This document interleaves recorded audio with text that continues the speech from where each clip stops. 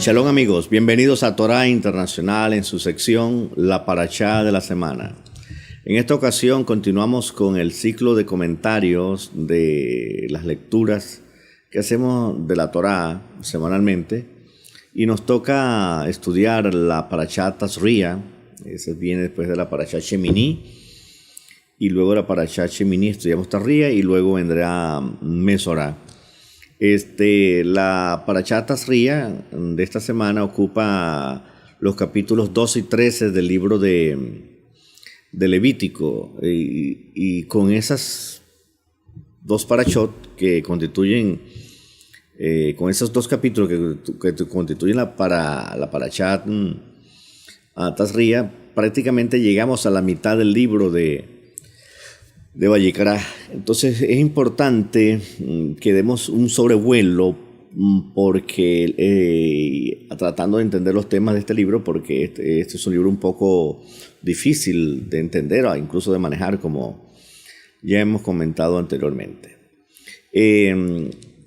Cuando uno examina este libro, uno se da cuenta que los temas están organizados de manera pero muy bien estructurada. Por ejemplo, los primeros 10 capítulos trata sobre los korbanot que deben ser llevados de manera voluntaria u obligatoria por una persona, y también los procedimientos que los kohanim deben hacer con estos korbanot. Y la tercera parte tiene que ver con los korbanot, con el ritual de iniciación sacerdotal. En otras palabras, esos 10 primeros capítulos están dedicados a la diversidad de korbanot en las ofrendas voluntarias, ofrendas obligatorias y las ofrendas que deben llevar todo Cohen o Cohen Gadol que se inicia en el ministerio del santuario. Los capítulos que van del 11 al 15 trata sobre la naturaleza de los animales que pueden comerse o no comerse, sobre las leyes de las parturientas, sobre las leyes de las afecciones en la piel y sobre leyes que tienen que ver con los flujos humanos.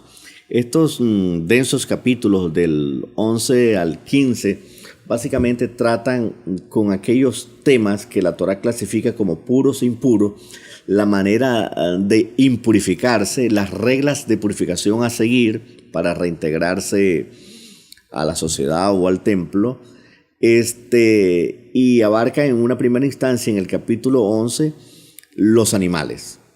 Los capítulos, eso es parte de la Parashá Shemini, y los capítulos 12 y 13, justamente de la Parashá que queremos comentar, tratan sobre las impurezas y reglas de la purificación de la mujer parturienta y sobre las impurezas en la piel o cuándo puede ser declarado puro o impuro una persona que tenga alguna afección de la piel y las respectivas reglas de purificación o cómo puede ser reintegrado alguien a la sociedad.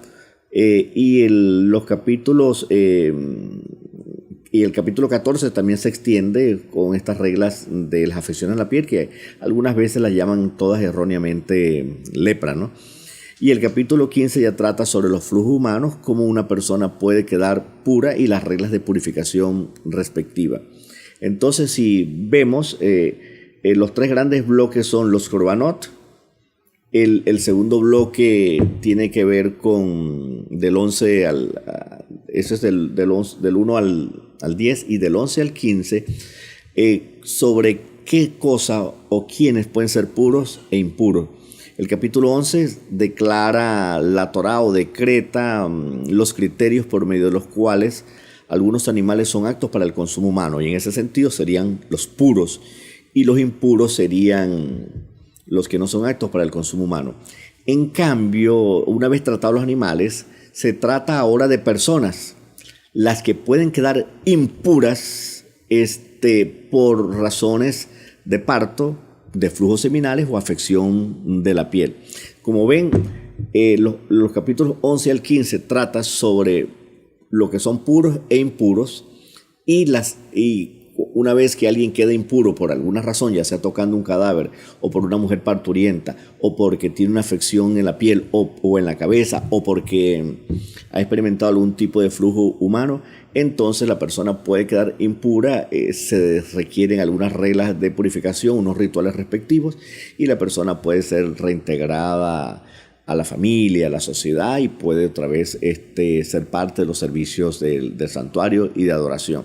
Como ven, entonces es relativamente sencillo estudiar estos temas, pero cuando uno intenta entrar en detalle, la cosa se dificulta, particularmente en esta parashá, cuando hay un vasto complejo de descripciones acerca de las afecciones de la piel.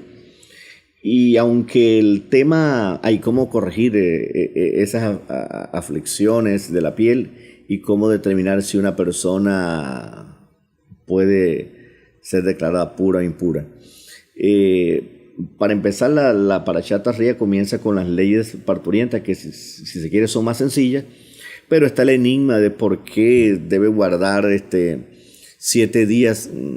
Dice al principio que durante 7 días será impura, y después durante otros 33 días debe estar ella lejos del santuario, a fin de que cuando termine esos 40 días, entonces ella pueda presentar los rituales correspondientes de expiación y purificación. Pero que cuando nace niña, entonces el periodo se dobla de 14 y por otro lado ya 66. Entonces estamos hablando de periodos que no tienen explicación. En ese sentido son un huquín, y hasta donde conozco el propio Talmud no da explicaciones satisfactorias, e incluso la ciencia, hasta donde yo conozco, tampoco da o ha descubierto un hecho científico en cuanto a la fisiología femenina del por qué esas diferencias de días cuando es parto de niña o parto de varón. El punto central de todo esto es que quiero abordar un tema que sea sencillo. Y Baruch Hashem, con la ayuda de Jamín, los podemos encontrar. Por ejemplo, ¿no? Vamos a fijar nuestra atención en las afecciones de la piel. En el capítulo 13 del libro de Vayikra, comienza el Eterno a comenzar a dar instrucciones acerca de los que los Jajamín llaman las negaín. Las negaín son las manchas o marcas de la piel, y que luego esas manchas de la piel serán llamadas zarat, es decir, una afección cutánea, no necesariamente lepra. ¿Okay? Puede ser alguna afección de cualquier naturaleza, un sarpullido, una mancha por efectos del sol o producto de una enfermedad, pero no una mancha, no una llaga profunda como una lepra. Incluso puede tener una llaga por efecto de una quemadura, ¿no? Que se puede cangrenar, en fin, ¿no? Dice así, ¿no? Habló el Eterno a Moshe diciendo: una persona que tuviera en la piel de su carne una mancha clara, o una mancha blanquecina, o una mancha brillante, o fuera en la piel de su carne una afección de Zaharat, será traído al Cohen o a uno de sus hijos, y entonces observará el Cohen la mancha. Y ahí en adelante comienza a dar una descripción detallada de las afecciones que pueden surgir en la piel, en la cabeza, en el pelo, como si se destiñe o no. Prácticamente convierte al Cohen en un especialista en dermatología. Eso es lo que dice la Torá. Y en el 13:14 nuevamente menciona, o dice algo similar, que la persona que vea que su prójimo tiene una afección deberá ser traído al prójimo. Ahora escuchen bien el detalle que quiere hacer resaltar en la Torá acá. Una lectura atenta de esta porción de la Torá nos revela la sensibilidad y preocupación del Eterno por el enfermo y por la sociedad israelita.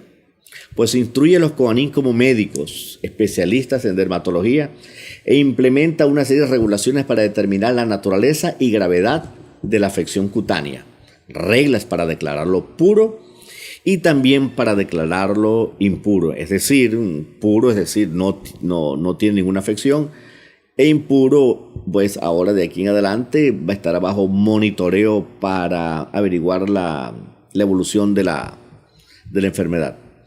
Y en este último caso, cuando era declarado impuro, se le ordenaba recluirlo para que no afectara por su impureza al resto de la comunidad, ya sea que se tratara de una enfermedad grave o curable o de lepra, en el peor de los casos.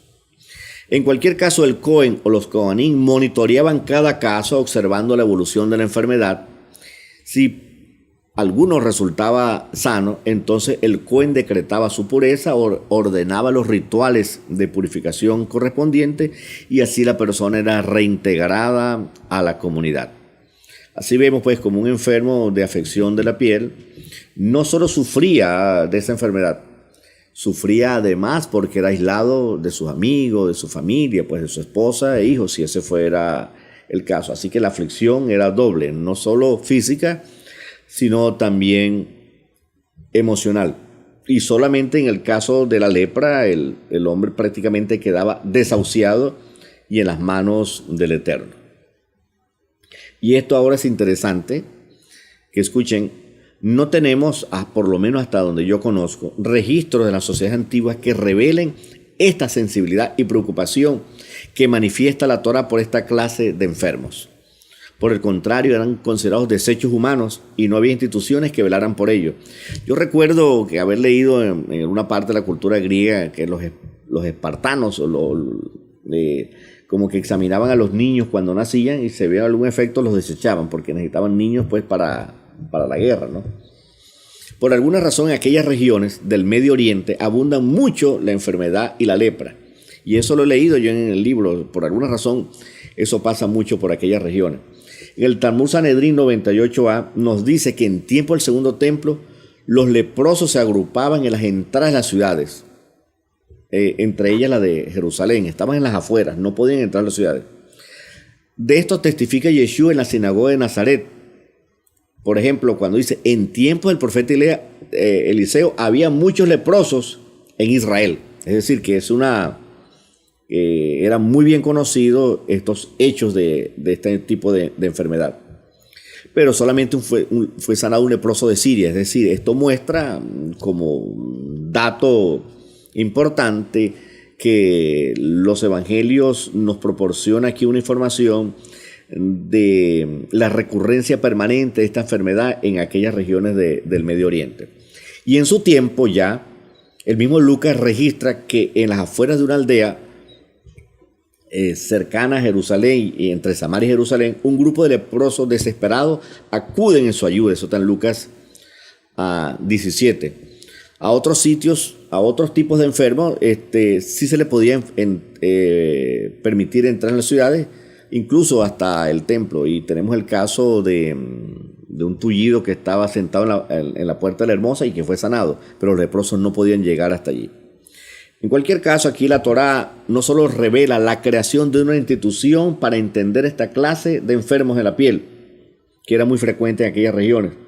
Además nos enseña de manera individual que tenemos que cumplir un acto de misericordia hacia nuestro prójimo, pues tan pronto observemos una aparición regular de una mancha en la piel de una persona, se debe llevar esa persona al Cohen para que lo examine y determine la gravedad y la naturaleza de esta afección cutánea. Es decir, que si yo estoy en aquella época hablando con algunos amigos y conversando y observo una extraña aparición de una mancha en la piel, es mi deber alertar a la persona y combinarlo ahí. Y bueno, te acompaño para que vamos al Cohen.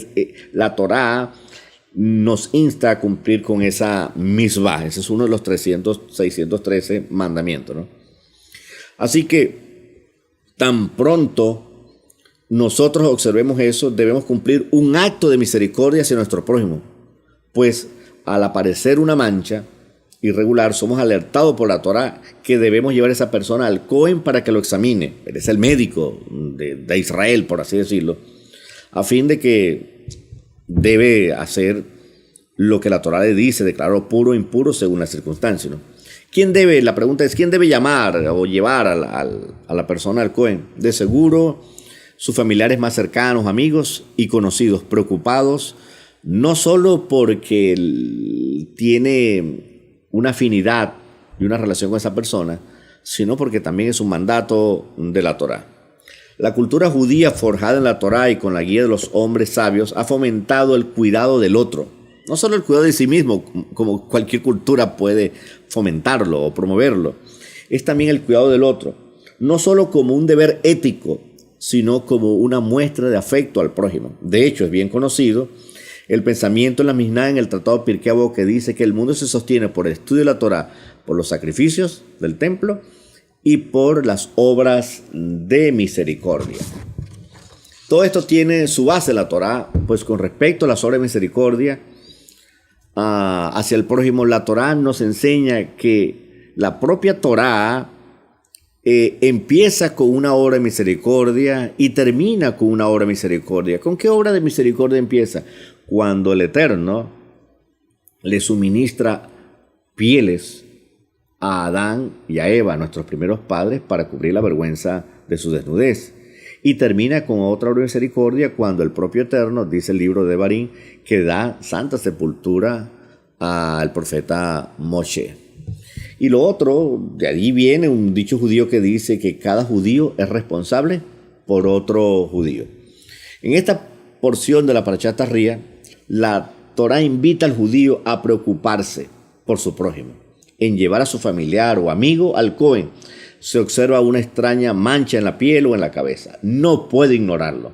De hecho, en el libro de Shemot, por lo menos en 2 lugares, se nos insta que si vemos el asno de nuestro enemigo tumbado en el piso por una carga, debemos ayudarlo a levantar por misericordia al asno y para ayudar al prójimo en necesidad. Y si vemos el toro, un toro ajeno extraviado, también debemos ayudarlo. Dice, y no debes ignorarlo.